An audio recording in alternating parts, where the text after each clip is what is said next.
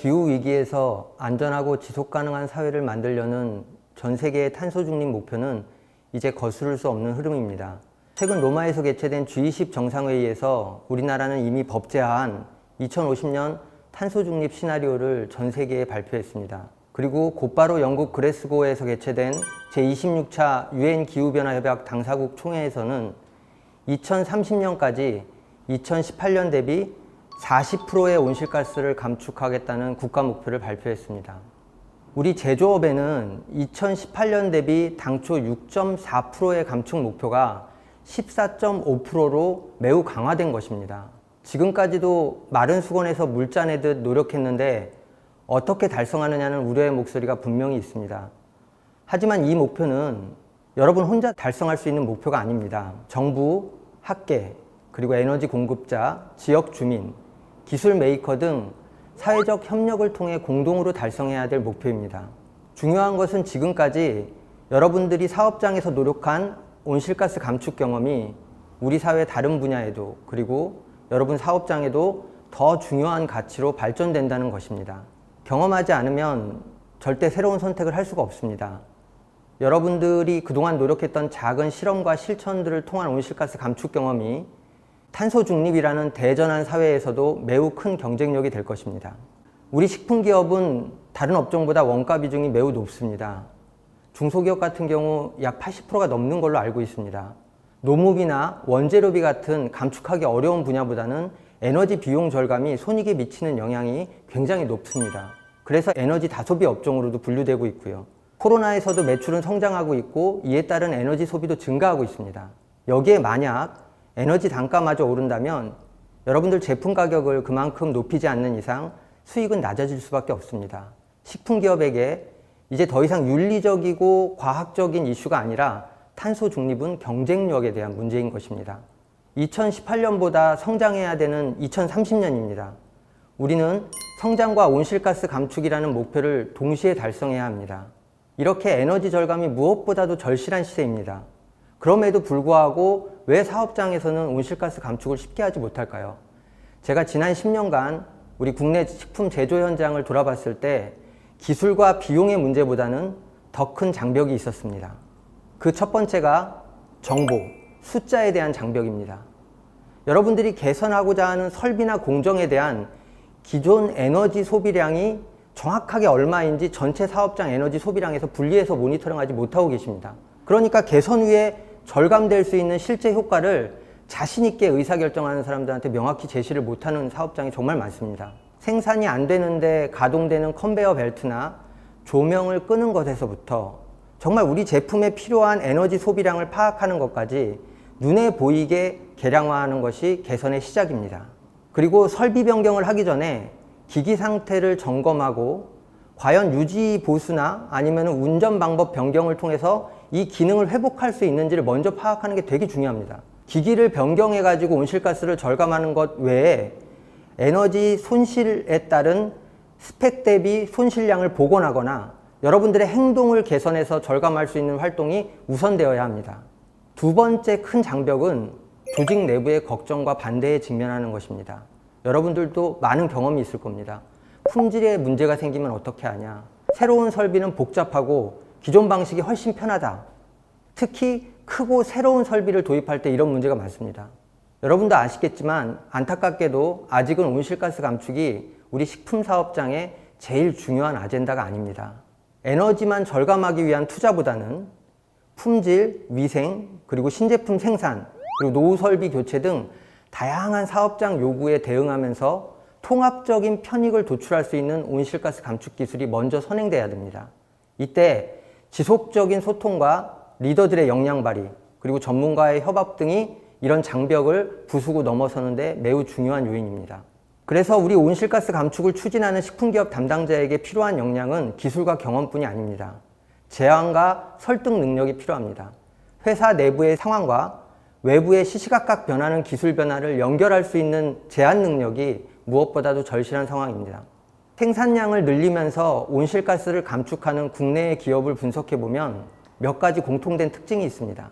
전략 수립을 하는 기획 능력, 그리고 지속적이고 체계적인 수평적인 협력 능력, 그리고 온실가스 감축에 대한 명확한 보상 체계와 성과평가 체계, 그 다음에 새로운 기술과 비즈니스에 도전을 머뭇거리지 않는 이런 공통된 역량을 보여주고 있습니다. 우리 식품기업도 이제 에너지 사용 실태를 파악하고 책임과 역할을 명확하게 하고, 그리고 지속적인 목표와 이 목표를 달성하기 위한 지표, 그리고 표준에 대한 개발, 이것들을 통해서 여러분 잘 아시는 PDCA 사이클을 통해서 에너지 경영을 실천하는 게 무엇보다도 중요합니다. 그래서 농업기술실용화재단에서도 지속적으로 교육과 가이드를 개발해서 여러분께 제공하고 있습니다. 한 가지 예를 들어 봅시다. 냉동 창고에 온도가 유지되지 않아서 제품이 손상되고 실외기가 가끔 멈추는 현상이 나타난다고 합시다. 물론 고장나지 않고 잘 돌아갑니다. 평상시에는. 가끔 이런 거죠. 그럼 여러분들은 두 개의 옵션을 생각합니다. 냉동기를 교체하거나 아니면 그냥 방치할 것이냐. 근데 교체하면은 지금도 어떻게 보면 멀쩡히 돌아가는 것 같은데 문제가 될 것 같고, 그냥 방치하자니 고장날 때까지 쓰면 에너지가 더 많이 소모될 것 같습니다. 자, 이때는 이러한 두 가지 옵션 이전에 실외기의 오염 상태나 방열핀 상태를 확인하고, 그 다음에 창고의 방열이나 단열 문제, 그 다음에 도어의 개폐 문제, 그 다음에 거기 적재된 물건들이 냉기의 흐름을 방해하지 않는지 다양한 유지보수 활동을 통해서 원인을 찾고 회복을 시킬 수 있습니다. 이런 활동이 별거 아닌 것 같지만 우선돼야 되는 거죠. 보일러의 경우에도 여러분들이 매일 쓰는 일지를 고도화한다면 연료를 스팀으로 전환하는 효율, 그 다음에 스팀을 이송하면서 손실되는 열, 그리고 공정별로 회수할 수 있는 폐열을 찾을 수 있습니다. 공정에 필요한 적정 스팀 압력과 온도를 제시하고 대수 제어 같은 다양한 방법을 통해서 최적의 운전을 할 수 있습니다. 이게 우선돼야 되는 거죠. 냉동기도 실외기 관리뿐만 아니라 배관 스케일 제거, 부하 대응 운전, 심지어는 직사광선에 노출하는 걸 피하는 이런 다양한 유지보수 활동이 가능합니다. 이와 같은 작은 실천, 그리고 여러분들이 얻어내는 감축 경험이 쌓여서 탄소 중립이라는 엄청난 감축 기술을 실행할 때도 우리 식품기업들이 성공할 수 있는 디테일이 될 것이라고 생각합니다. 탄소 중립과 함께 ESG도 최근에 부상하는 기업 경영의 핫 이슈입니다.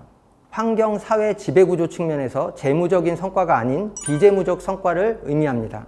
하지만 이것도 여러분들이 기존에 갖고 있었던 각 기업들의 경영 철학, 특히 이제 지속가능 경영이나 환경 경영 같은 이런 경영 철학의 연장선상이라고 볼 수 있습니다. 전혀 새로운 건 아니거든요. 기상이변과 탄소 중립, 그리고 환경 오염과 사회적인 불평등, 특히 코로나 등 팬데믹 문제까지 겪은 전 세계의 투자자들과 소비자들이 당장의 재무적 성과보다는 이해관계자의 문제를 해결하면서 지속 가능하게 건전성을 보여주는 비재무적 성과에 기업 가치를 두고 있는 것입니다. 탄소 중립을 얘기할 때 아리백을 많이 얘기합니다. 식품 제조 과정에 일절의 온실가스를 배출하지 않는 거죠. 앞에서도 말씀드렸다시피 이건 식품기업만의 노력으로 완성될 수 없습니다. 여러분들이 또 태양광을 선택할 것이냐, 풍력을 선택할 것이냐, 수소를 선택할 것이냐, 이런 것들을 고민한다든지, 아니면 신재생 에너지 전략 계약을 할 거냐, 녹색 요금을 선택할 거냐, 이런 옵션에 대한 선택을 먼저 고민하시지 말고요.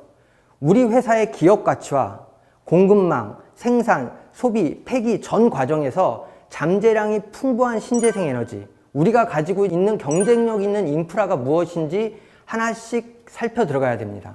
농가와 같은 원료 공급자가 있고요. 우리 식품기업에게는. 그 다음에 에너지 공급자, 여러분들 에너지를 엄청나게 많이 쓰시지 않습니까? 그리고 정부 관계자, 투자자, 지역사회, 이런 사람들과 공동의 이익을 추구하는 협업의 경험을 쌓는 게 중요합니다.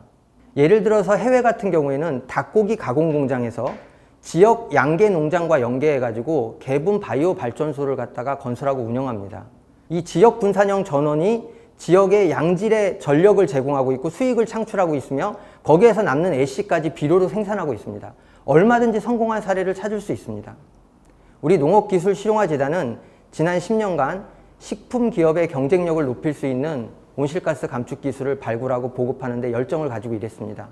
저도 그 일을 함께 할 수 있어서 보람이 컸습니다. 새로운 그리고 거창한 탄소 중립 전환 기술도 이러한 경험과 성과를 시작으로 스토리를 잡아간다고 생각이 듭니다. 재단은 그동안 유틸리티, 제품별 생산 공정, 관리 시스템 등 다양한 분야에 대해서 가이드를 만들고 현장을 직접 방문해서 솔루션을 제시해 오고 있습니다. 특히 국내외 전문가와 경험, 우수 사례에 대해서는 매년 새롭게 모아서 제공하고 있습니다. 앞으로 온실가스 감축 시장이 확대될 거고 에너지 비용이 증가할 겁니다. 그리고 규제가 강화될 것입니다. 이러한 우리 상황은 식품기업의 온실가스 감축 노력에 대한 편익과 가치를 더욱 증가시킬 겁니다. 2050년 탄소 중립 목표 달성을 위해 긴 여정을 떠나는 식품기업 옆에는 항상 누군가가 함께 있어야 됩니다. 그동안 자발적으로 온실가스를 감축한 성공 사례는 우리 국내 사업장에도 많습니다. 오늘은 그 여러 가지 사례 중에서 한 가지 사례를 살펴보도록 하겠습니다. 안녕하세요. 저는 동원 F&B 김현호 과장입니다. 저희 동원 F&B는 새로운 가치를 창조하는 사회 필요 기업으로 지속적인 성장을 지향하고 있습니다. 저희 동원 F&B는 환경 안전 경영 분야를 꾸준히 강화하기 위하여 지속적인 에너지 절감 활동을 진행하고 있습니다. 농업기술 실용화재단에서 다양한 감축 설비 지원을 받아 온실가스 감축 및 에너지 절감을 진행하고 있습니다. 실제로 저희 유제품 제조 공장인 강진 공장에서는 2018년 농업기술 실용화재단으로부터 지원 사업을 받아 기존 아이스빌더 냉동기를 고효율 FFC 칠러 냉동기로 교체 진행하였습니다. 기존 냉동기는 동력이 크고 저온수 생산에 문제가 있었는데 교체 후에는 안정적인 저온수 공급이 가능해졌습니다. 또한 높은 효율로 인해 운전 시간이 줄어들어 전력 사용량이 현저히 감소되는 효과를 볼 수 있었습니다. 수치로 보면 온실가스는 약 323톤 CO2, 에너지 절감으로는 6,600기가줄 정도 감축 진행하였습니다.